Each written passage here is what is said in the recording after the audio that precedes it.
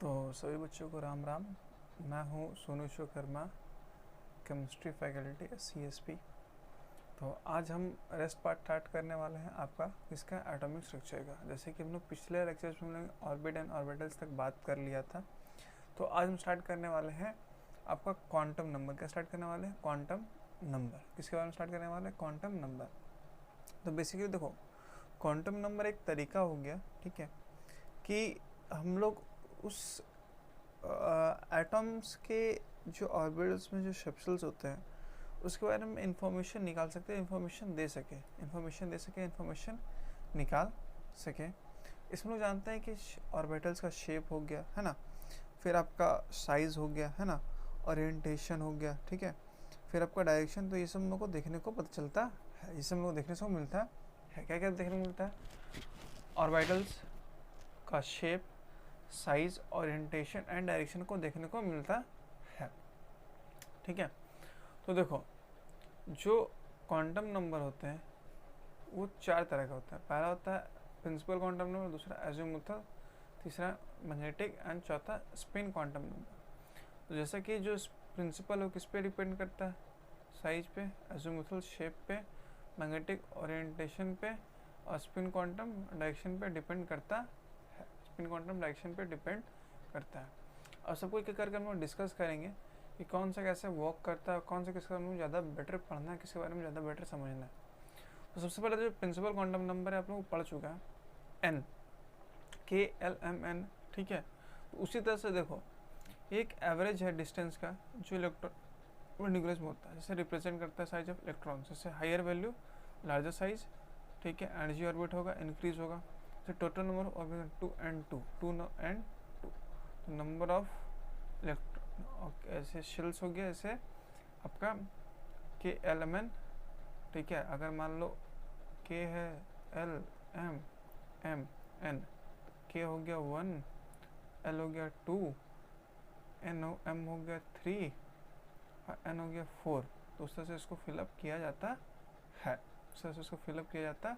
ऐसे एग्जाम्पल मैंने बताया था, फिर से मैंने बताया 2 and 2, तो N कुछ भी हो सकता है, ये N है सारे के सारे। देखो 2N का वैल्यू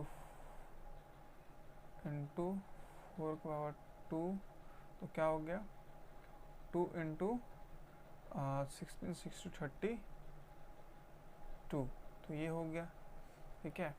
अब बात करते हैं एजीमुथल के। तो एजीमुथल जो क्वांटम नंबर डिटाइन करता है एंगुलर मोमेंटम पे, इसका हम लोग ने फार्मूला देख लिया है, mv²/r, वही इसका फार्मूला है, ठीक है। तो उस तरह से हम लोग उसको डिस्कस करते हैं, है ना, ये देखो, ठीक है।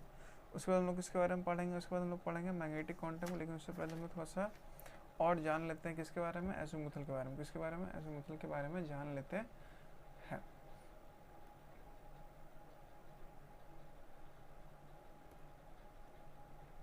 अब देखो, जो एजीमुथल है वो इंडिकेट करता है किसके शेप के बारे में? ऑर्बिटल। जैसे मान लो सपोज मैंने कहा कि कोई भी शेप हो सकता है, कोई भी शेप हो सकता है, कोई भी शेप हो सकता है।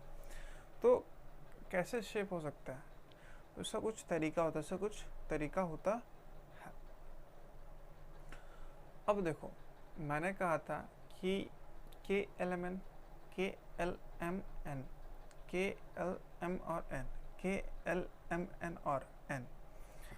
तो मैं जानता हूँ कि K क्या है 1, है ना, L क्या है 2, M क्या है 3 और N क्या है 4, है कि नहीं? तो अब देखो, ये जो ये है, ठीक है, एजीमुथल क्वांटम नंबर, ठीक है, ये वेरी करता है, समझ लो आपका 0 से लेकर के जितना ऑर्बिटल्स का नंबर हो सकता है, कुछ भी हो सकता है, वो डिपेंड करता है टाइम पे, ठीक है। तो देखो, अगर मान लो मैं एक छोटा सा यहाँ पर दिखाता हूँ आप लोग को। पहले देखो L का वैल्यू क्या होता है 0 से लेकर के, ठीक है, N -1 तक हो सकता है, ये N है, N -1 तक कुछ भी हो सकता है। अब देखो, मान लो एक नंबर है, क्या है, ये 2 और ये 3 और ये है ना। अगर ये फर्स्ट नंबर है, second number, third number, fourth number, तो अगर L है, ठीक है, तो हम जानते हैं कि n-1 ये फॉर्मूला का, तो n का वैल्यू क्या है, मैंने कहा था कि k के लिए 1, L के लिए 2, m के लिए 3 और n के लिए 4, तो n का वैल्यू क्या है, वो 1 है, तो 1 - 1 0 क्या हो गया, तो कैसे शेप हो गया, स्पेरिकल शेप, कैसे शेप हो गया, स्पेरिकल शेप हो गया। अगर अगर 2 में जाता हूँ, क्या 2 किस पे है, m में, किस में, m, तो n-1 2 - 1 क्या 1 आया, तो ये कैसा हो गया, डम्बल शेप, कैसा हो गया, डम्बल शेप का बारे में बात होता है। अगर n को 3 लिया है, n क्या हो गया, m n, k l m n n, n का बात क्या है, k l m, हाँ m के बारे में बात किया जाए तो 3 - 1 तो 2 आया, तो ऐसा कैसे डम्बल क्लच बेल होता है, डम्बल क्लम बेल होता है। और फिर आ जाओ तुम्हारा फोर्थ में के एल एम एन पे, तो 4 - 1 ट्रिपल डम्बल बेल शेप में होता है, XYZ शेप में इसमें तुमको मिलेगा। उसके बाद करेंगे हम लोग मैग्नेटिक के बारे में, किसकी बात करेंगे, मैग्नेटिक क्वांटम नंबर के बारे में, किसके बारे में बात करेंगे, मैग्नेटिक क्वांटम नंबर के बारे में बात करेंगे। अब देखो मैग्नेटिक क्वांटम, इसमें क्या होता है कि जो इलेक्ट्रॉन होता है नेगेटिवली चार्ज होता है, पार्टिकल्स वजह से मूवमेंट अराउंड जहाँ न्यूक्लियस के अराउंड करता है, the flow of electron magnetic field create करता है, और उसको क्या बोलते हैं, मैग्नेटिक क्वांटम नंबर। अब देखो इसका जो वैल्यू है, ओरिएंटेशन ऑर्बिटल डिपेंड करता है वैल्यू पे डिपेंड करता है, ठीक है। तो किस तरह से डिपेंड करता है, देखो मैंने कहा था, ठीक है, कि हम लोग देखा कि जो एजीमुथल क्वांटम नंबर है, ठीक है। देखो ये चीज़ तो आपको समझ में तो सही से आएगा नहीं, ठीक है, मैं आपको क्लियर बढ़िया से समझा देता हूँ।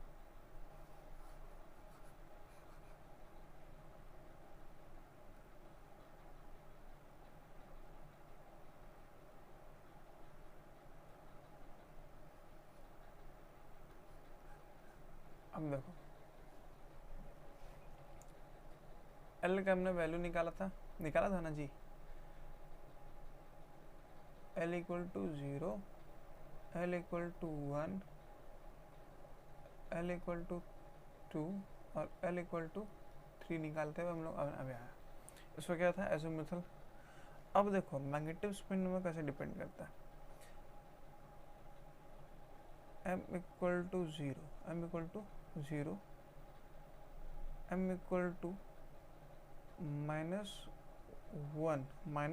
-1 0 और +1, ठीक है, m = -2 -2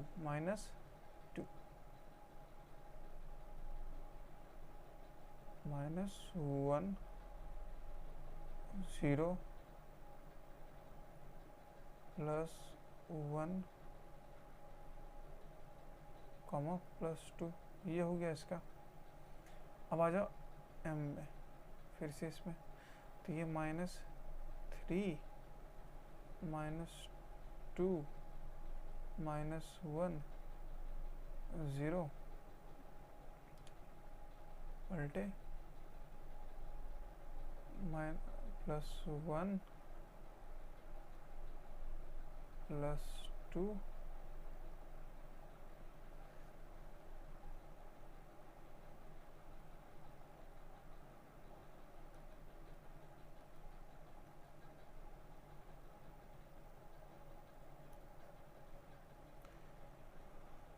और फिर +3। अब देखो मैंने बताया था कि जो नंबर ऑफ ऑर्बिटल्स उसे डिपेंड करते हैं, तो ये देखो नंबर ऑफ, तो इसमें देखो ये जो है ऑर्बिटल डिपेंड है, ठीक है, तो कोई भी उठा जैसे s, तो ये s की वैल्यू है, मतलब s में क्या होता है, एक सिंगल होता है, शेल होता है, उसमें 2 इलेक्ट्रॉन्स होते हैं। अब देखो मान लो ये p, ये p के बारे में बात हो रहा है, तो p में क्या होता है, 1 2 3, वही 3 चीज इंडिकेट किया हुआ यहाँ पर, ठीक है। अगर मान लो 5 है, ये हो गया p, ये हो गया डी, 1 2 3 4, तो ये हो गया -2 -1 0 +1 +2, ये फिलअप हो गया है ना। फिर अगर L3 तो इसमें 7,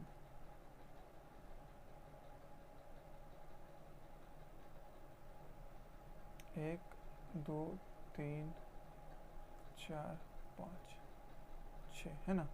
तो इसमें देखो -3 से -2 -1 0 0 +1 +2 +3, ये फिलअप होगा इसमें। तो ये हो गया आपका प्रैक्टिकली। तुम देखो कि वेरी करता है मेरा 1 से लेकर के -1 तक वेरी करता है ना। तो ये चीज़ देखा जाता है। ये हो गया तरीका तुम्हारा, ठीक है। फिर अब बात करते हैं किसके बारे में हम लोग, अब देख लें हम लोग किसे देखेंगे, स्पिन क्वांटम। किसके बारे में देखेंगे हम लोग, स्पिन क्वांटम के बारे में। किसमें देखेंगे, स्पिन क्वांटम के बारे में देखेंगे। अब देखो स्पिन क्वांटम क्या होता है। जैसे ना जो इलेक्ट्रॉन है, ठीक है, इलेक्ट्रॉन है, क्या है, इलेक्ट्रॉन है, तो मोशन में होता है जो न्यूक्लियस के अराउंड होता है, लेकिन अपने एक्सिस पे घूमता है। तो जो स्पिनिंग ऑफ इलेक्ट्रॉन होता है कैसे बिहेव करता है, मैग्नेट होता है, और डायरेक्शन को इंडिकेट करता है, डायरेक्शन को इंडिकेट करता है, डायरेक्शन को इंडिकेट करता है। अब देखो जो इलेक्ट्रॉन होता है उसका -1 हो या +1 हो, ये किस में, क्लॉकवाइज में, और एंटी क्लॉक में क्या हो, डिक्रीजिंग ऑर्डर में हो, तो क्या होगा, +1 से लेकर के -12 तक होगा। तो ये चीज़ देखा जाता है। अगर एंटी क्लॉक है तो -12, और क्लॉकवाइज है तो +12 को दर्शाया जाता है, जैसे पेड ऑफ इलेक्ट्रॉन्स होते हैं, तो पहला वेग होता है, जैसे मान लो एस के वो लिया गया है, तो ऐसे और फिर ऐसे, तो ये चीज़ शो करता है कि नहीं, ये चीज़ है। तो ये हो गया आपका spin quantum number, spin quantum number.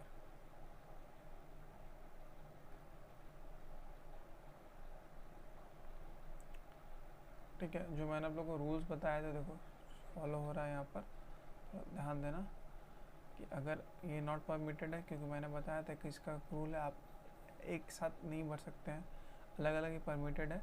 और इसी रूल से क्या बोलते हैं, हुंस रूल बोलते हैं, कि पहले एक फिर एक फिर एक, फिर जब बचेगा जो उसमें जाएगा। जैसे कार्बन, देखो कार्बन का है ना, फिर तेरा नाइट्रोजन, ऑक्सीजन को जो मैंने आप लोगों को बताया था पीछे, सल्फर का देखो किस तरह से बनाया गया है, 16, ये हो गया 1s2,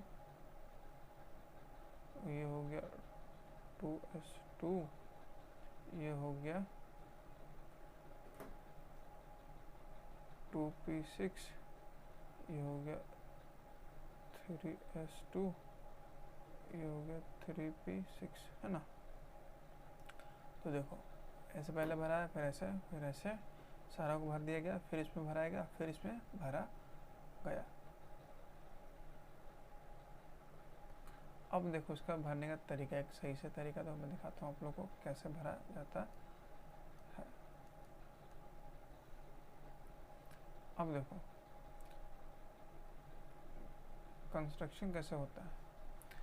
पहले हम लोग 1s भरेंगे, किसको भरेंगे, 1s, फिर 2s को भरेंगे, किसको भरेंगे, 2s को, फिर आएगा 2p के बाद 3s, फिर आएगा 3p के बाद 4s, फिर आएगा 3d 4p 5s तरफ आएगा, फिर तेरा 4d 5d 6s की तरफ आएगा, फिर तेरा फिर क्या आएगा 4f, फिर 5d, फिर 6d, और फिर ऐसे, और फिर 5f, फिर 6d, फिर 7p को भरा जाता है। तो वही चीज़ लिखा हुआ देखो, पहले हम लोग 1s2 भरते, फिर 2s2, फिर 2p6, फिर 3s2, फिर 3p6, फिर 4s2, फिर 3d, फिर 4p, फिर 5। अब देखो सब ने पूछा कि सब चीज़ सीरियल चलना चाहिए, तो यहाँ पर देखो कि 3s 3p 3d के पहले क्या गया 4s, तो देखो 3d इसलिए आगे है क्योंकि इसका जो लेवल है एनर्जी का बहुत ज़्यादा हाई है, तो इसीलिए इसको आगे लिया जाता है, इसका जो कम लेवल है उसको पहले किया जाता है। तो इस तरह से आपको भरना उस तरह से, लेकिन जो आप लिखोगे तब को इस तरह से लिखना पड़ेगा, आपको लिखना इस तरह से पड़ेगा। कुछ एक्सेप्शंस हैं, कुछ एक्सेप्शंस हैं, ठीक है, कुछ एक्सेप्शंस हैं, मैं आपको दिखा देता हूँ। पहला देखो क्रोमियम, क्या chromium C 1s2 2s2 2p6 3s 3p6 4d 4s, ये होना चाहिए एक्सेप्शन। लेकिन क्या होता है कि इसमें हाफ फील्ड की बात होती है और हाफ फील्ड, इसीलिए एक इलेक्ट्रॉन क्या जाता है, जंप करके इधर आता है, एक इलेक्ट्रॉन जंप करके इधर आ जाता है। कॉपर में सेम इसी तरह से होता है कुछ। देखो 1s2 2s2 2p6 3s 3p6। अब देखो 3 क्यों कम हो गया, क्योंकि इसको क्या करना है, पहले हाफ इसको पूरा फिल्ड करना है और इसको तो इस तरह से पहले फिल्ड किया, उसके बाद फिर इस तरह से दिखाया गया, दिखाया गया, दिखाया गया। ये हो गया कुछ एक्सेप्शंस, ये हो गया कुछ एक्सेप्शंस, ठीक है। ये हो गया नॉर्मल, इसको देखो आप लोग देख के समझ जाओगे। हाइड्रोजन का 1s, हीलियम का 1s2 है ना, लिथियम का 1s2 2s1, बेरिलियम का 1s2, आपका बोरोन देखो 1s2 2s2 2p1, कार्बन का देखो 1s2 2s 2p, है ना, से बना हुआ है। फिर आपका नाइट्रोजन से दिया गया है, देख लोगे, ऑक्सीजन भी देख लोगे, फ्लोरीन, नियॉन, सोडियम, मैग्नीशियम का भी है ना। तो आप सब पे ध्यान देते रहना और इसको प्रैक्टिस करना बनाने की आप लोग सबको एक बार, ताकि आपको भी मज़ा आए बनाने में और मेरे को भी पढ़ाने में आगे मज़ा आए, है ना।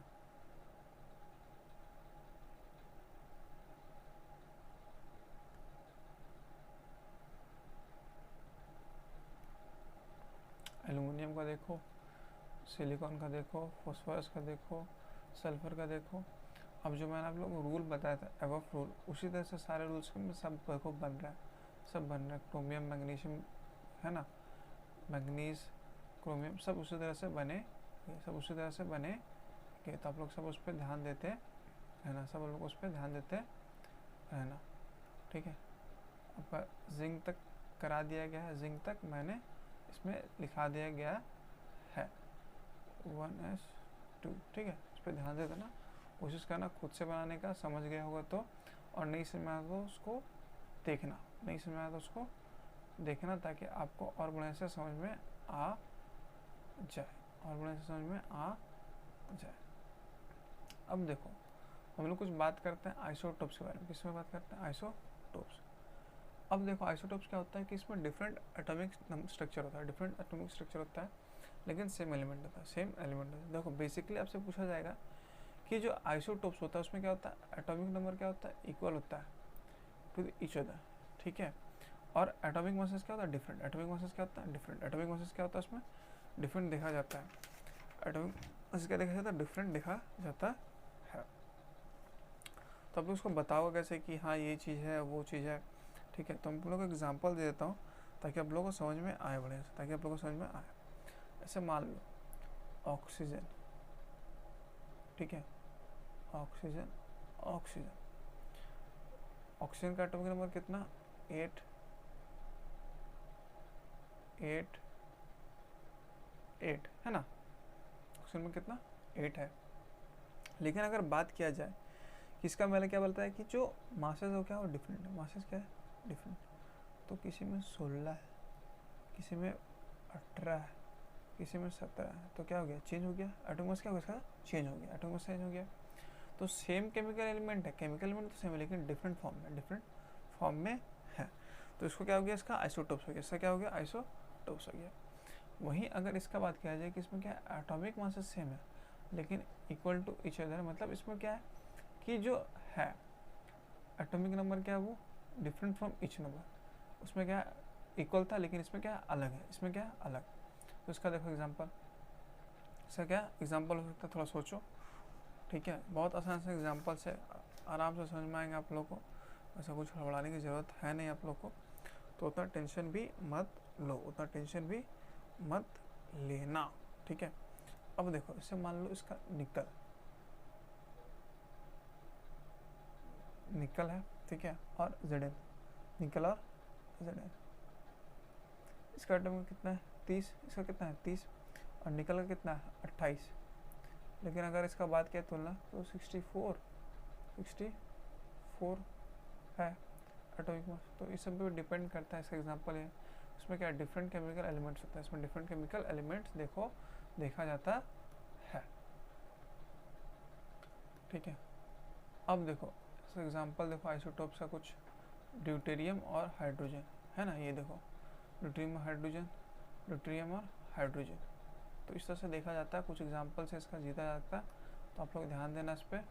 ठीक है, कभी भी क्वेश्चन पूछा जाता है कि मास तो हमको जानता है हाइड्रोजन का 1 है, हाइड्रोजन का मास 1 है, ड्यूटेरियम हाइड्रोजन का देखो 2, ठीक है, और ट्रिटियम का 3 लिया जा रहा है मास। तो जो अबंडेंस नेचर है उससे पूछा जाता है कि कितना अबंडेंस में नेचर में है, तो सब पे ध्यान देना। ठीक है, इसका क्वेश्चन उठता है। ठीक है,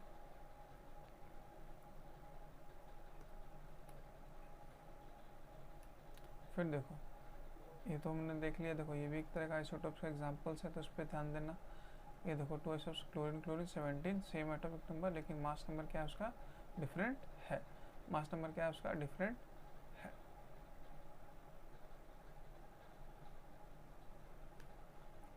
फिर देखो एक नियॉन का मैंने दिया है यहाँ पर, isotopes of helium, isotopes of lithium. तो फिर उस पर ध्यान देना। ठीक है, बेसिक सा चीज़ है, कुछ हार्ड नहीं है, आप लोग आराम से देखना और समझना। ठीक है, बहुत आसान चीज़ है बहुत। तो अब बात करते हैं इसका कुछ प्रॉपर्टीज़ का आइसोटोप्स का। तो इसमें क्या है वो सेम एटॉमिक नंबर और सेम पोजीशन इनप्रेडिक्टेबल। ठीक है, लेकिन जो आइडेंटिकल इलेक्ट्रॉनिक कन्फिग्रेशन थोड़ा सा डिफरेंट है, और केमिकल प्रॉपर्टीज़ भी आइडेंटिकल होते हैं। Slightly different physical property and the mass number are different. Mass number क्या होता है इसमें डिफरेंट होता है, मास नंबर इसमें डिफरेंट होता है। तो ये सब चीज़ को देखने को मिला। ठीक है, तो आप लोग के लिए छोटा सा होमवर्क रहेगा कि मैंने बताया प्रॉपर्टीज़ ऑफ आइसोटोप्स, और आपको फाइंड करके रखना आइसोबार। इसके बारे में आइसोबार के बारे में फाइंड करके रखना है, आइसोबार के बारे में फाइंड करके रखना है, और आपको उसके बारे में थोड़ा डिटेल में पढ़ना है। तो आज के लिए थैंक यू सभी बच्चों लोग के लिए जो सेशन को ज्वाइन करके लास्ट तक देखते हैं। तो उन सभी के लिए बहुत बहुत धन्यवाद। मिलते हैं नेक्स्ट वीडियो में।